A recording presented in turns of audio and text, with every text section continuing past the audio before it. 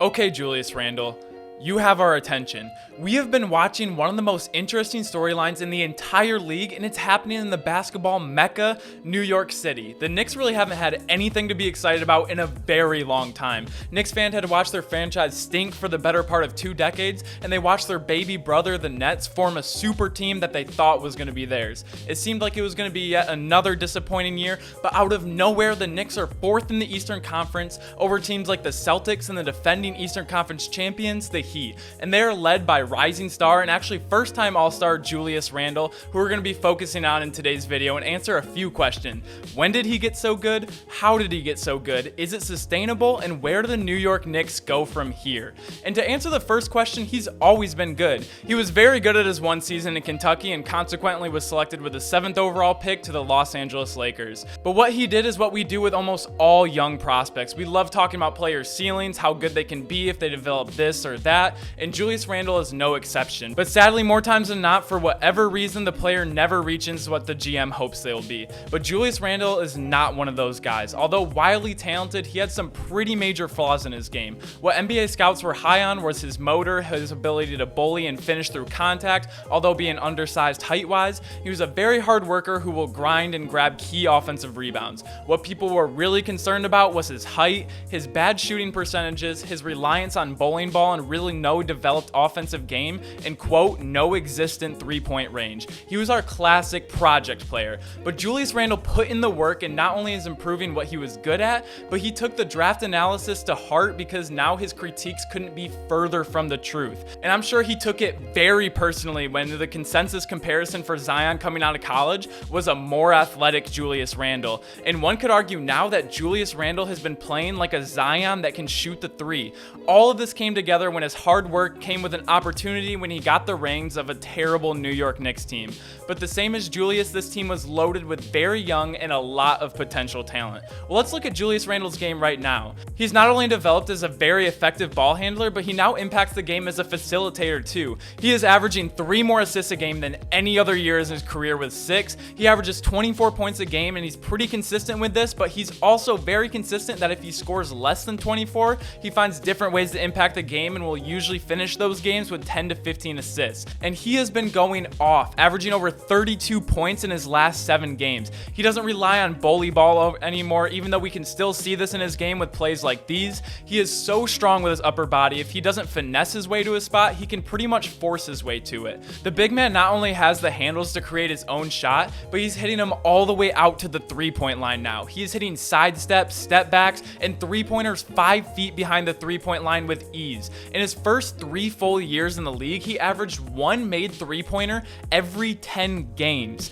Now he's attempting over 5 a game and making them at a 41% rate. Naturally, his mid-range shooting has gone up a lot as well. He has a very nice driving game already, but now to add a mid-range and a deadly 3-point shot, he can really start with the ball from anywhere in a triple threat, and the defender is in one horrible situation. He can play face up or back to the basket, is still ultra aggressive on offensive glass, and can find open teammates, but more importantly, put it right in their shooting pocket when they're ready to fire. He doesn't have the 90-inch vertical that Zion has, but he has 2 inches on him, and he's probably at the weight that Zion should be at this point, around 250 pounds. And since everyone was so wide open comparing these two a year ago, I'm going to take the chance to do it now. For my playoff team, I am absolutely taking Julius Randle over Zion for a few reasons. Reason number 1 is better defense. That's kind of self-explanatory. The second reason is, to me, Giannis is still a more dominant player than Zion is, and when we see in playoff basketball what a team can do to players that can't shoot the ball.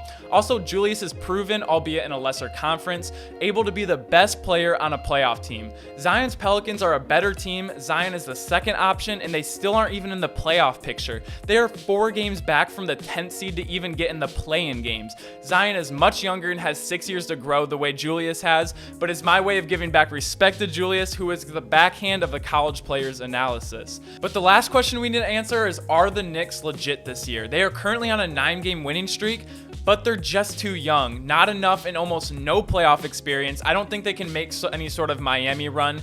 but this will be a crazy valuable experience for their young team, and New York being good is almost unlike any other team being good. The Milwaukee Bucks have been the best team in the East for a few years now. They have a great coach and a super likable superstar who is back-to-back MVP and reigning Defensive Player of the Year. But how many people have Milwaukee gotten that wasn't from trading or from the draft? I just picture a conversation with an NBA player and his wife going something like this. It's like, hey, I'm really looking for a ring. Do you want to move to Milwaukee? Hey, I think Miami and the Los Angeles Lakers, the Clippers, they're doing good. See, this is the problem. These are just not high market spots. Nobody wants to move to Milwaukee, but New York City is back, and this is going to be a huge landing spot for a lot of free agents in just a few years. Nobody has even wanted to go to New York because they have been such a train wreck and a comedy show. But the fact that they're pushing for a higher playoff seed with a new coach, young, exciting players, I can see this being a much more considered landing spot for an all-star meetup or just anyone wanting to live in New York. And I contribute a lot of this to the way Julius Randle has been playing and his improved game. But let me know what you guys think. Make sure to like this video if you leave a like. We post daily basketball content. Comment down below what you think about Julius Randle and the New York Knicks. Are they legit? I just don't think it's their year right now. They're too young, but what they've been doing is they've been doing a very good sales pitch to get all-stars to come here. And if this is what the team they would have had a year or two ago, then who knows? Kevin Durant, Kyrie Irving might have been in a different New York State plane, and they would have gotten James Harden. We can do this back and forth, but New York is doing great things. I love what I'm seeing. Let me know what you guys think. Make sure to subscribe if you enjoy daily basketball content, and as always, I will see you tomorrow. Peace.